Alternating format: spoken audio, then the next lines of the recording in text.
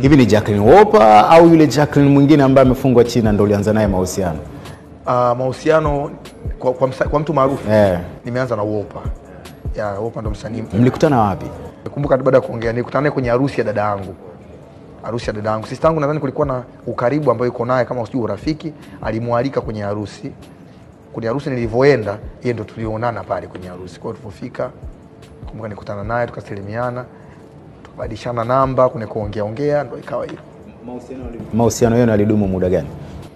Yalidumu nadhani kama miaka miwili hivi. Nilivyoenda China tu mahusiano yetu yalikufa pale.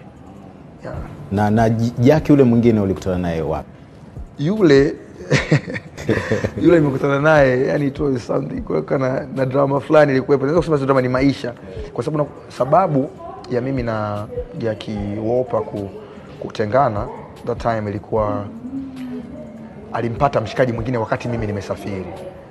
Ilikuwa inajulikana, kila mtu alikuwa anajua. Kuna jamaa anaitwa Dallas.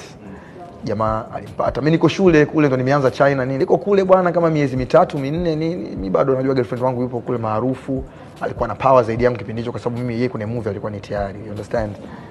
So mimi niko kule nasikia bwana Mungu ampumzishe tena marehemu Kanumba kwa sababu msiba wake ulipokuwa umetokea mimi niko kule.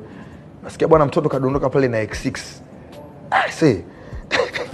Kasema okay, X6 mimi girlfriend wangu najua. Sasa nikamwambia mama, vipi naona bwana hii gari, naona gari fulani hivi. So what's up? Kaniambia bwana unajua kazi zetu hizi nini. Mimi nikaona okay kwa sababu nilikuwa sijajua hivyo sana. Akasema it's okay. Siku zinavyozidi kwenda vinafanyika vitu vikubwa zaidi. Umenielewa? Nikaona okay, amna noma, lakini ikaenda bahati nzuri aliniambia tu ukweli kwa sababu ilikuwa imeshazidi. Akaniambia bwana mimi kuna mtu nimekutana naye. Kuna vitu ache. So kwenda pale mimi nika nini. Yeye alikuwa na maisha yake anaendelea, bahati nzuri akaenda mambo yake sijui vikatokea nini. Okay, yani ikaishia huko ilivyoishia. Sasa pale wakati yuko kwenye ile hali ndo Jackie Cliff sasa akatokea China. Alikuwa anakuja China kuja kufanya vitu vyake. Nikakutana naye nini, nadhani mtu alikuwa pia ananiangalia, ananiona. Kukutana naye mimi ikatokea kuna vitu vikaenda sawa, tukaanza kuwa na yeye mawasiliano nini. Kwa hiyo hivyo ndo ikatokea kama pale drama sana, baadaye ikatokea vitu maneno nini vitu vingi, lakini baadaye wakazoea ndo nikawa naye tena. Jackie